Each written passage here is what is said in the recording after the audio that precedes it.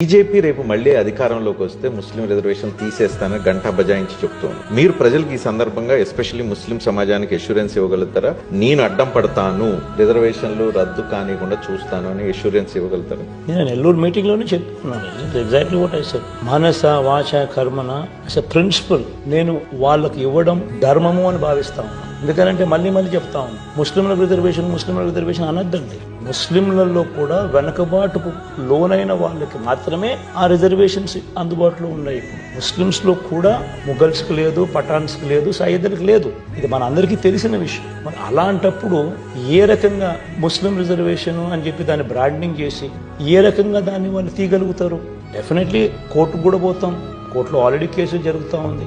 Definitely కోర్టులో కూడా logical argument అనేది కోర్టులో కూడా డెఫినెట్లీ వినిపించే కార్యక్రమం చేస్తాం. పార్లమెంట్లో కూడా లాజికల్గా డెఫినెట్లీ వినిపించే కార్యక్రమం చేస్తాం. మతం అనేది సపరేట్, రిజర్వేషన్స్ అనేది సపరేట్. హిందూ మతంలో బీసీలు ఉంటారు, ఓసీలు ఉంటారు. హిందువులలో కూడా బీసీలు ఉంటారు, ఓసీలు ఉంటారు. అట్లనే నువ్వు హిందూయిజం కాబట్టి నేను తీసేస్తానంటావా?